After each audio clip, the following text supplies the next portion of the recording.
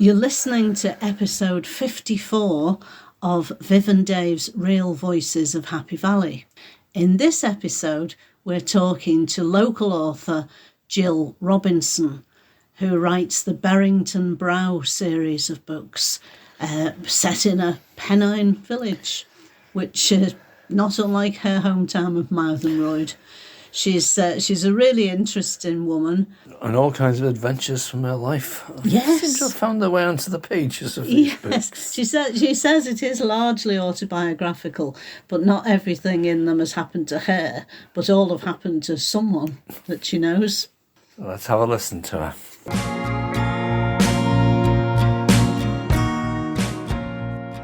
We're sitting in our kitchen talking to local author Jill Robinson, writer of the Berringden Brow books that you might be familiar with which you might be familiar, if I'm going to be grammatically correct.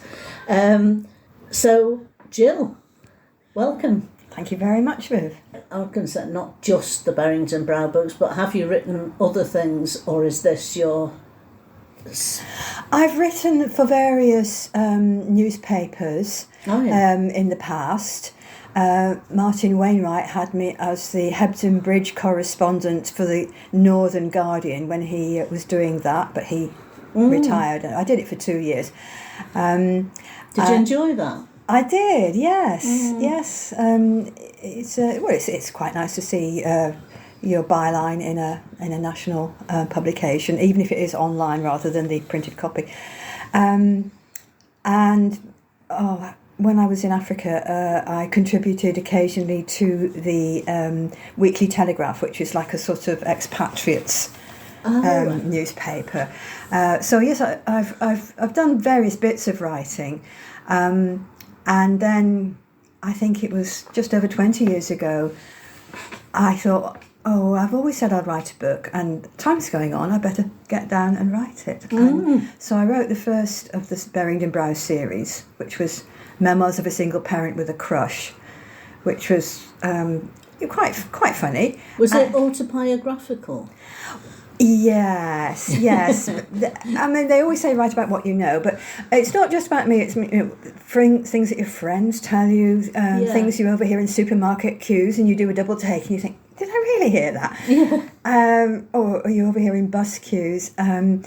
I always say that a certain percentage of it is about me, and you have to guess which it is and which is made up. But life is so rich, you don't actually have to make up very much, because if you go around with your eyes open and your ears open, you get these odd encounters on trains, and you think, I'm not going to waste that. Things that perhaps don't even seem funny at the time, but looking back, they are quite hilarious.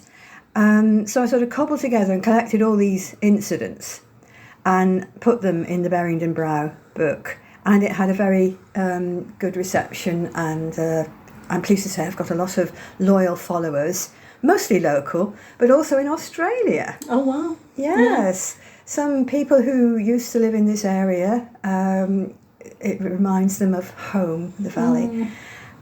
So, and of course, once you start writing, people say kindly, is there going to be another one? My mum loved the first one. Is there going to be another? I'm going to write another one. And then it goes on, and you end up with a series of 6. Wow. Yeah, that's fantastic. So you just mentioned in passing there, when I was in Africa, what brought that about and how long were you there? I was there for 5 months. I was actually offered a job. I was in Botswana, and it was in the 1990s, and I decided not to accept the job offer. I went out to visit a friend originally. I took my son Alex, because I had originally trained as a teacher. I was allowed in those days to take him out of school with the school's blessing, because I was sort of home educating him in Africa. Right, yeah. And it was also a very educational experience for him, because we weren't living in a touristy area. We were living in a mining town in the northeast of Botswana. So it was very sort of down to earth and ordinary. But we could actually travel to the nice bits as well and look around. And it was a very interesting experience. But because at that time there was an AIDS crisis raging, and they didn't have the appropriate medicine to deal with it at that time, I didn't think for a 12-year-old it was a good place for him to to turn into a teenager. So I decided to come home, and I'd had a friend living in my house. Minding it while you were gone. Yes, so I had my house to come back to. Yeah. Fantastic experience, and for Alex, Yes, and we talk about it, when we were in Botswana, and he was playing football with the African kids. There were it was quite a large expatriate community who'd come out to exploit the mines, but there were a lot of African people that he associated, and I associated with as well. So it was extremely interesting, and there is a corollary to that as well. I made a friend in Zimbabwe because we went up to Zimbabwe, as you do, to see Victoria Falls, and then we came back to Bulawayo, and then Alex and one of the other members of our party was going to go to the market to buy a hat. Anyway, they got lost. And I was outside this place where we were supposed to meet in the heat, thinking, where are they? We're going to miss our lift back to Botswana. And a young lady came out of what was the premises was a dance studio, and she said, you have been waiting there for a very long time. And I said, yes, I know.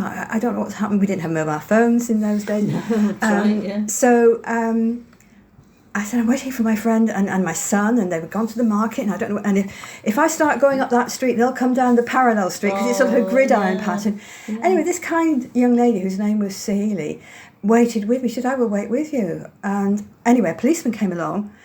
I had a photograph of Alex. I said, look, could you find this lad? He's with a man. And the policeman found them and marched them back. They'd got lost. And all was well. But I stayed in touch with Sahili because we all went, had a drink, a cup of tea. We were all absolutely shattered after this rather unnerving experience, and of your 11-year-old child getting lost in an African city. And I stayed in touch with her for years. And then what happened was I was able to help her when she was warned that she was on a police list because there was a lot of trouble in Zimbabwe. She was trying to get justice for her murdered daughter. Zimbabwe is comprised of the Ndebele people and the Shona, and Robert Mugabe was a Shona, and they were kind of like being unkind and cruel to the Ndebele. Right. Sahili was one part of the Ndebele. So her daughter was murdered. She was trying to get justice for her daughter. Somebody warned her that she was being listed as a troublemaker and advised her to leave the country. And so she rang me and she said, I don't know what to do. And I said, well, if you've been advised by somebody who was a civilian who worked in the police department, he came in and said, look, he noticed her name on the badge and said, I've seen your name before. And he came back the next day and said, I know where I've seen your name. You're a troublemaker. Apparently, and when your name gets to the top of the list, they'll come for you. So the long and the short of it was I bought her an air ticket. My godmother had just died and left me £1,000. That doesn't sound an awful lot these days, but it's still a lot to me. Still, yeah. And so I spent this money on getting an airline ticket so quite legitimately, invited her. I was her sponsor. It wasn't anything to do with smuggling people in or anything like that. It was quite legitimate. She came, she claimed asylum, she was refused. We went to an appeal, and fortunately the judge at the appeal said, I know what the situation is in Zimbabwe, and he allowed the appeal, and she is now obviously a British citizen. And was remarried, had a little boy and another daughter, and is a taxpayer in this country. She speaks perfect English because in Zimbabwe the English there's English medium schools. That's what I'm trying to say. So there was no difficulties at all. So that's fantastic. It's a brilliant You must story. feel really proud and happy to have been part of a sheer happening. coincidence. I would never have met her if Alex hadn't got a bit lost going to the market. Yeah. Extraordinary. All the same, well done you. Well, thank you. Well, it was just sheer coincidence. I don't normally have in those days, I certainly didn't have £1,000 to spare, but my godmother had just made this little bequest. Yeah. And I thought, right, and I know that my godmother, who was a very kind and very Christian woman, I know she would have wanted me to to do that rather than, I don't know, get the kitchen done up or something like that, which is what I've been planning. It was only 5 months in Africa. It wasn't a lifetime, but it's had a lifetime of it's had an effect, in a nice way, hasn't it? Yes, it has. For healing. So was that the start of your journalism as well at that period? No, the actual start was 1981 when I had an article printed in The Observer. And I used to get The Observer every week, every Sunday. And there were always people writing about these wonderful holidays they had on yachts and, things like that. And my partner and I at the time had just been on a motorbike trip to the Chateau region of the Loire. And it had been fraught with problems. And so I sort of wrote this fairly humorous short piece about going on a motorbike, and doing it the cheap way. And it appealed to the travel editor, who sent me a very nice letter and a cheque for £75, which was that was the actual start of everything. Yeah. In 1981, that's a week's wages or more. Oh, it was, and it was the most wonderful cheque. The Observer used to send them out with like a cyclops eye. So it's quite a big cheque with this picture of the Cyclops eye, and I didn't want to cash it, but of course I did, because I needed the £75. And maybe they bank on that. Pardon the pun. Yeah. Perhaps I should have taken a photocopy of it. So that was the start, and my partner at the time, he had said, "Oh, you ought to be doing you shouldn't be doing writing. You shouldn't be wasting your time doing writing. Who's going to read anything that you've written? You have delusions of grandeur. Put away that typewriter and get the Hoover out." And I said, What is it? He was from a very traditional coal mining family, and the women had to sort of, knuckle down and do all this housework. And his mum kept a spotless house, and my house wasn't spotless. But I had this very young child. The child wasn't neglected, but when Tom used to have his afternoon nap, I would get the typewriter out. And that was my time for me, just, an hour and a half.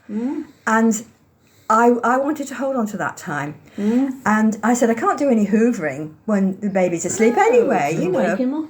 Yeah. And the baby was perfectly well cared for. The health visitor, was they used to come in those days. I don't think they do anymore, but perfectly satisfied with, Tom he was developing and he was healthy and happy. And I just had that hour or so for myself. And I did actually leave that relationship in the end because I didn't care for that attitude. Yeah. But I'm still friends with Tom's dad, and he's got he's had a new partner for ages. When I say she's new, they've been together for a long, long time. She's obviously a much better housekeeper than me. They have no children. And Kirsten and I are like, we ring up and have a good old chat. So, that's absolutely fine. It's all worked out in the end. Yes. Well, my children are a similar age to yours. So I was married to Dave in the mid-70s, and I was so sexist in those days. It was just the norm. I had a letter from the tax office because I was working, and I was on PAYE, but for some reason you had to fill in a tax form, and it said across the top, "If you are a married woman, please ask your husband to fill this in for you." And I phoned them, because you could in those days, it wasn't call centres, I just phoned the tax office. And I said, "My husband isn't here, but I think the ice cream man might be around somewhere.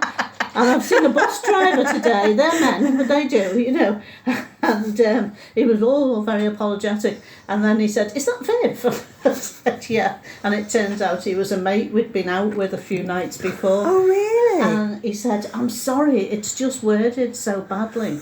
It means that you put your tax things in together and it saves you money, But in reality, either of you could write it and fill it in." We didn't have separate taxation in those days. I remember that it was quite a long time in coming. That certainly when in my mother's time, any income of hers was counted as belonging in law to her husband. Oh, God. And I can't remember. You can look it had up. gone a bit beyond that by then, but it's still the They've got the old stationery, still got the old letterheads.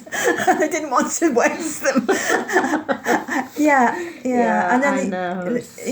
So I think things have come on a bit, but it's still not perfect. But yes, they have improved. Yeah. to some extent, because that book I gave you a long time ago, which was The Rainy Season. Yes, that was the one I said I'd read. That's the one that's got all the sort of comparison of life in the 50s and 60s. And the 60s weren't so swinging. As I say, my mum couldn't even rent a TV set without a male guarantor. Even in though the she had a little job. 70s, you couldn't get a mortgage if you were a woman unless you had a man to guarantee. But that changed in the mid-70s, because I was one of the very first people to take advantage, because I got a job in the mid-70s as a newly qualified teacher, and they said, would you like a mortgage? I said, well, don't I need a male guarantee? No, the laws changed and you don't need a male guarantee. So that must have been about 1974 or 5. Yes, because I remember when I was at school, we had a teacher who was very, very modern, really. She was called Mrs. Triforus, and she said, my name is because I used to be married to a Greek man, right. But we're divorced. And we were so excited to be in the presence of someone who was divorced. We associated it with like Elizabeth Taylor and Hollywood stars, not normal English teachers. You know? So we were more excited about that than anything. And then she said about not being able to get a mortgage, and she had to get her dad to it, you know. Yes. You can cut all this out if you want, Dave, just everyday I've sexism. heard this story from so many people that, you know, probation officers, people with quite good jobs, they had to get their brothers, who perhaps were not in such prestigious jobs, you know, to guarantee their mortgages, because simply because, you know, females had to have a male guarantor. I mean, things have changed now in that nobody in a normal, even well-paid job like teacher or probation officer, they can't afford mortgages anymore anyway. Well, I know that times have moved on. It's not a good way to even things up between the sexes. No, to just say nobody can afford none of you one can now. have it. No, I was very lucky, because things had changed so much between my mum's life and mine. So the 7th book is the Rainy Season, which is completely different. It's about growing up as a girl in the 1950s and 60s in small town Devonshire, and it has a lot of social history in it, but in a very readable way, I like to think, anyway. Well, you are a very readable writer. And I was going to touch on that, actually, and say that you live in the valley, and that's why we're talking to you, but you are originally from Devonshire, and I can hear bits of that Still, just occasionally. I still get people saying, "That's not from round here, is that, love?" And although it was 50 years ago that I moved to Yorkshire to come to Leeds University, and then sadly my mum died when I was in my second year at Leeds, so by the time I'd graduated, there wasn't a home to go back to. So I've made my life here, and I'm the proud mother of 2 Yorkshire men, and now a little Yorkshire granddaughter. So you'll have to let me stay. We get stick every time we try and pronounce Sowerby Bridge. I know, It's Sowerby, a foreigner. Yeah, you're incomers as well. Of course you are. Liverpudlians. You haven't come quite as far as me, but but you're incomers as well. But well, I think there's something about this valley that once you're here, you stay. It holds us here because it is such an interesting community. It is, as we've discovered with our podcasts. So you're going to be, well, it will have already happened by the time this goes out, but you're going to be at the Light Up the Valley on Saturday.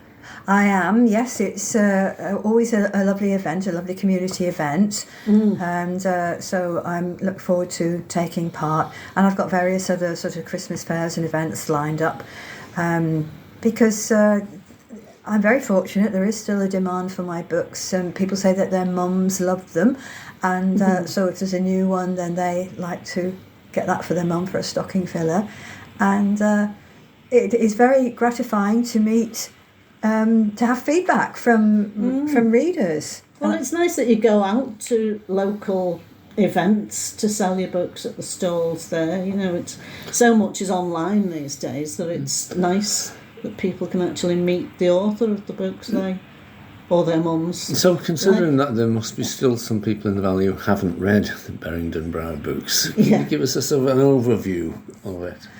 Yes, well, the 6 books, it's the same woman, the same heroine called Jess, but she's doing something different. There's a different theme in each book, although there are recurring characters. And I think the most interesting character is the 13-year-old paperboy son in the first book, who mounts a rooftop protest on the shed roof when he discovers that his mum's got a new boyfriend. And she has to talk him down in the middle of the night. And then he grows up and goes through all sorts of difficulties, as teenagers are wont to do. And then eventually, in the last book, you know, he and his wife discover that they're having a little girl. So the first one's a bit of a romp, really. It's kind of like Bridget Jones's older sister. She's looking for a man who doesn't live with his mum and doesn't like playing with model soldiers, and you know, is slightly normal. And then the second one sounds in this valley. It's quite a hard search. You can read all about her endeavours. The second one, Sons and Lodgers. She's got trouble with her sons and trouble with her lodgers. It's obviously a skit on sons and lovers, but she ain't got much love in her life, just all these annoying people. The third one, she's running an advice centre, and you won't be surprised to hear that I did run one for 11 years. And obviously I've changed names, but I've used situations, because in an advice centre you think, well, I've seen everything now, and then somebody comes in with something that you've never heard of, you know, some of which you can help with and some of which is beyond the capabilities of the advice worker, although she does her best. So that's quite an interesting one. The fourth one, which is Life's Rich Tapestry, she's collecting the life stories of people in a care home. Does she grow older? Yes, she does. You do, yeah. She does. She's not always the same.